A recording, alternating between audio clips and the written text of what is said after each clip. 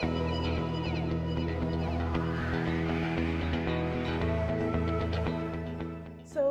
tell me about the state of manufacturing in Georgia. Well, manufacturing in Georgia is one of our strongest parts of the economy. We've got a little over 10% of our economy is based in manufacturing, and we've got around 9,500 manufacturing facilities throughout the state. And they employ over 350,000 Georgians. Now, we've seen a lot of that manufacturing over the years go out of state and overseas, but we're beginning to see onshoring, which means they're bringing that manufacturing back to the United States because some of the challenges that they've run into working in the overseas markets. So tell me about some of the things that I might have seen on the shelves and not realize were made right here in Georgia. One of the examples I love to share is, let's just imagine that you walked into your favorite retail store and you saw two battery displays. One of them was Energizer and the other was Duracell, and you needed to buy some batteries for the remote control at the house. Now those are similar products and similar price, right? Mm-hmm. And we've all bought both, probably. Mm-hmm.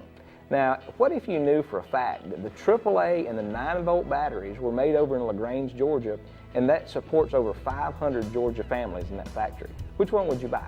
It would absolutely impact my buying decision, especially now, I think, with the economy being on the top of everybody's mind for the last 5 years. Mm-hmm. I think I would make that determination more so now than I probably would have 6 years ago. Right, right. And there's a great trend for individuals wanting to buy local products. That's a big, it's a trend now that people are trying to find local products, and it's really difficult as a consumer to find products that are made in our state. I would challenge you to go on Google and do a lookup and see if you can find products that you could go buy in the store that are made here in Georgia. What do you think it's going to take for manufacturing to be returned to the United States from the vast overseas that we've seen? A great friend of mine, Clyde Strickland, he and I have been working together for several years on trying to educate consumers about the power that they have in our economy. You know, I've said for a long time that a lot of people look for government to grow jobs, and many people look for industry to grow jobs, but really the only true job creator is the consumer.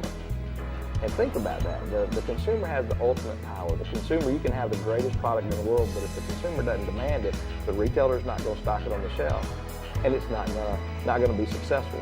So as a consumer, we all have unbelievable power to be able to impact the economy and impact manufacturing.